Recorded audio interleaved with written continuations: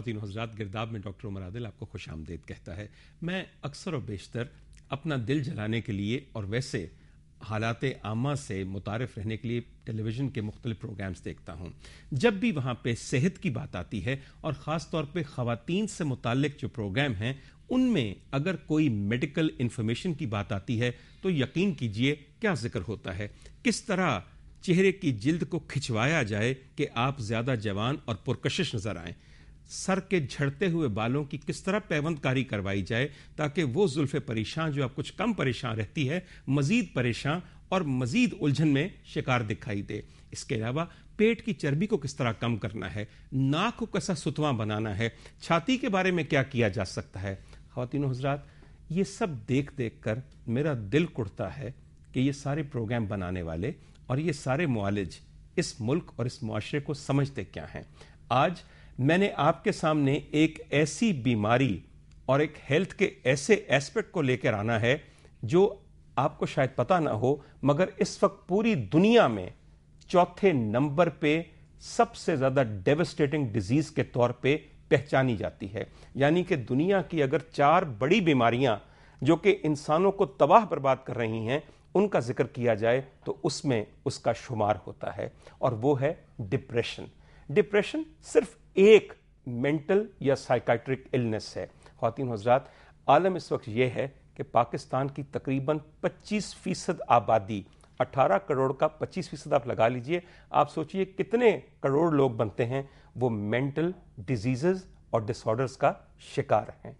اور اگر ایسا ایک معاشرہ جس کے اندر پہلے ہی کسی بیماری کی یہ شرح ہو اور اس کے باقی حالات ان بیماریوں کو مزید تقویت دینے اور ان کو مزید بڑھانے پہ لگے ہوں تو پھر سوچئے کہ اس معاشرے یا اس ملک میں مینٹل ہیلتھ کی کیا اہمیت ہوگی۔ ناظرین، اس وقت پوری دنیا مینٹل ہیلتھ کی اہمیت کو پہچانے ہوئے ہے، جانے ہوئے ہے۔ آئیے دیکھتے ہیں آپ کے ملک میں انسان کی ذہنی صحت کے بارے میں کیا اہمیت ہے اور کیا رویے ہیں۔ میں اس پوری بحث میں اپنے ساتھ کچھ لوگوں کو شامل کرنے کے لیے یہاں پہ دعوت دے چکا ہوں، ان سے آپ کا تعارف کرواتا ہوں۔ ہمارے سب سے پہلے ساتھی ڈاکٹر ریاض احمد صاحب ہیں۔ ڈاکٹر ریاض احمد بحیثیت ایک ماہر امراض نفسیات یعنی کہ سائیکائٹرسٹ کے Punjab Institute of Mental health میں کام کرتے ہیں۔ ان کے ساتھ ہماری بہت ہی قابل احترام اور میں بڑا مشکور ہوں کہ انہوں نے اپنے واقعتاً مصروف وقت میں سے وقت نکالا، میڈم نصرت حبیب رانا صاحبہ، جو کہ ایک بہت تجربہ کار سائیکائٹرسٹ ہونے کے علاوہ اس وقت Punjab Institute of Mental Health کی ایگزیکٹو ڈائریکٹر کی پوسٹ پہ اپنے فرائض انجام دے رہی ہیں۔ میڈم ویلکم ٹو گرداب۔ اور آخر میں ہمارے ساتھ سب سے اہم ہمارے مہمان موجود ہیں جن کا نام سلیم اقبال صاحب ہے، اور سلیم اقبال صاحب ممبر ہیں، مکین ہیں Punjab Institute of Mental health کے۔ میں آپ کو ابھی یہ بتاتا ہوں کہ ممبر کون ہیں اور مکین کون ہیں Punjab Institute of Mental health, اور ان کی کہانی بھی آپ سے ابھی سنتے ہیں۔ میڈم، میں سب سے پہلے آپ کی طرف آنے لگا ہوں، اور میں اپنے ناظرین سے اور اپنے پروڈیوسر سے معذرت خواہ ہوں۔ اس کی وجہ صرف اتنی ہے کہ آپ نے اگر سنا ہو تو بار بار ایک ہی ادارے کا نام آ رہا ہے، وہ ہے Punjab Institute of Mental Health. اس میں میری کوئی ذاتی پسند کی بات نہیں، مگر شاید آپ لوگوں کو اندازہ نہ ہو کہ پورے صوبہ پنجاب میں صرف ایک انسٹیٹیوٹ آف مینٹل ہیلتھ ہے۔ میں نے یہ بھی سوچا خواتین و حضرات کہ میں پنجاب کو چھوڑ کے بلوچستان جو کہ سب سے بڑا صوبہ ہے جغرافیائی اعتبار سے، وہاں کے کسی انسٹیٹیوٹ آف مینٹل ہیلتھ سے ایگزیکٹو ڈائریکٹر کو یا کلینیشین کو بلا لوں تو پتا چلا کہ پورے صوبہ بلوچستان کے سارے مسائل اپنے لوگ سینے سے لگا کے بیٹھے ہوئے ہیں، مگر اس پورے صوبے کے اندر ایک بھی انسٹیٹیوٹ آف مینٹل ہیلتھ نہیں ہے۔ ہم نے یہ بھی چاہا کہ ہم کراچی سے کسی بھی انسٹیٹیوٹ آف مینٹل ہیلتھ، جو کہ کراچی ہمارا سب سے بڑا شہر ہے، وہاں سے رابطہ قائم کریں تو پتا چلا کہ کراچی میں بھی انسٹیٹیوٹ آف مینٹل ہیلتھ نہیں ہے۔ ہاں، حیدرآباد کے اندر جیل سے منسلک ایک 300 بیڈز کا کاوس جی انسٹیٹیوٹ آف مینٹل ہیلتھ ہے، اور وہاں بھی ہمارا رابطہ نہیں ہو سکا کیونکہ چھٹی ہو چکی تھی۔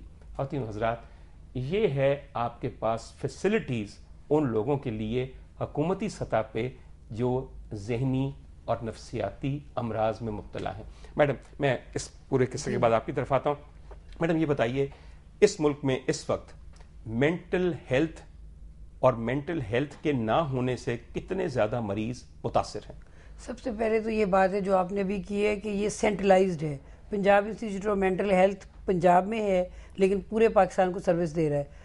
اور جیسے اب IDPs ہیں کشمیر میں زلزلہ کے بعد پیشنٹ وہ سارے ان کو ہمارے پاس آنا پڑتا ہے، بجائے اس کے کہ ان کے لوکل جگہوں پہ کمیونٹی مینٹل ہیلتھ سینٹر ہوں یا چھوٹے چھوٹے ہاسپٹل ہوں یا ڈسٹرکٹ لیول پہ چھوٹے چھوٹے سیٹ اپ ہوں تاکہ وہ ان کی ڈیزیز کو جلدی کیچ کیا جا سکے.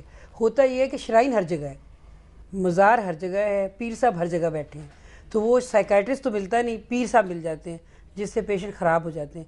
ہمارے پاس ایک کرائسس یہ ہے کہ لیٹ لایا جاتا ہے پیشنٹ. سب سے پہلے تو وہ شرائن پہ جاتا ہے، چونکہ یہ سمجھا ہی نہیں جاتا کہ یہ کوئی ذہنی بیماری ہے. سمجھا جاتا ہے کہ یہ کوئی سپر نیچرل طاقت نے اس کو کنٹرول کر لیا ہے، کوئی جن بھوت سایہ یا فیملی کو کوئی سزا مل گئی ہے. اس وقت ہم راہ نجات اور راہ راست اور یہ پوری جنگیں ہم جو لڑ رہے ہیں جن علاقوں میں جو کہ اس وقت اس قدر پوسٹ ٹرامیٹک سائیکوسس کا شکار مریضوں کی آماجگاہ ہیں. میں جو اشارہ کر رہا ہوں شمالی علاقوں اور سوات کی طرف کر رہا ہوں، اس پورے علاقے میں کوئی انسٹیٹیوٹ آف مینٹل ہیلتھ ہے؟ انسٹیٹیوٹ آف مینٹل ہیلتھ تو نہیں ہے، سائیکیٹرک سروسز ہوں گی. وہ بالکل ایک علیحدہ چیز ہے، اس کی ہم بات کرتے ہیں. اور نوزاد یہ جو باتیں میں آپ کو کہہ رہا ہوں صرف آپ کو یہ بتا رہا ہوں کہ زلزلے کو آئے ہوئے اب تقریباً کتنے سال ہو گئے میڈم؟ کئی سال ہو گئے.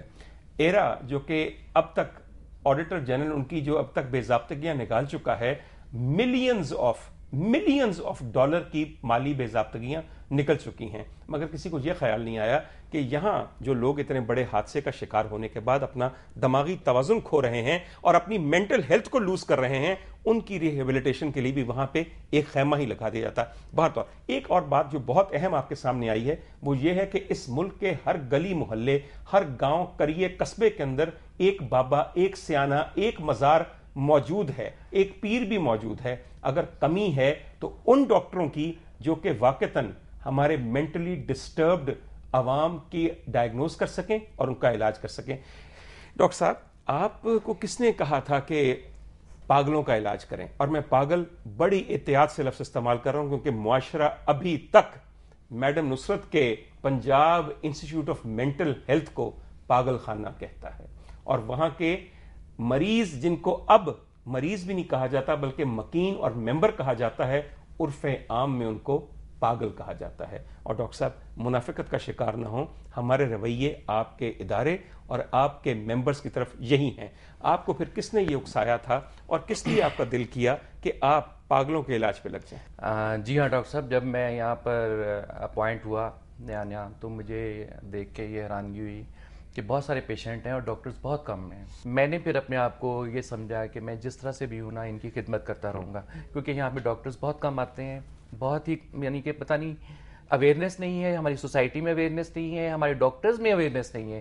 ایون کہ عام MBBS ڈاکٹر کسی بھی ڈاکٹر کے پاس چلا جائے تو ان کو یہ نہیں پتہ چلے گا کہ سائیکیٹرک النس میں ہے فرق کیا ہے، میں نے اس کو ڈائگنوز کس طرح سے کیا جاتا ہے. میڈم میری نظر میں تو دو قسم کی سائیکائٹری ہے. ایک بالکل ریڈ ہاٹ بلیڈنگ سائیکائٹری ہے، وہ تمام مریض جو کہ زنجیروں میں جکڑے ہوئے وائلنٹ جن کو پولیس پکڑ کے آپ کے انسٹیٹیوٹ میں لے کر آتی ہے. اور اسی معاشرے میں ایک اور سائیکائٹری ہے جو کہ بڑی سلور لائنڈ ہے، بلکہ سلور گلوسی گرے رنگ کی ہے. بہت ساری ایلیٹ بیگمات کو مختلف نیوروسس، ڈپریشن، انگزائٹیز وہ بھی اپنی جگہ اہمیت رکھتے ہیں. آپ یقین کیجئے اس وقت اس ملک کی اگر نیشنل دوائیوں کا نام لیا جائے تو اس میں اینٹی ڈپریسنٹس، پروزیک، ایفیکس اور SR، سیٹانیو وغیرہ سب سے لیڈنگ ہیں. میں یہ نام اس لیے نہیں لے رہا کہ میں ان کی مشہوری کرنا چاہتا ہوں، صرف یہ چاہتا ہوں کہ اپنے ارد گرد دیکھیے اور دیکھیں کہ کتنے لوگ یہ دوائیاں لے رہے ہیں اور دونوں لیولز پہ مینٹل ہیلتھ کتنی ڈسٹربڈ ہے. خواتین صاحب ایک چھوٹی سی بریک اور اس کے بعد ہم فوراً واپس آ رہے ہیں.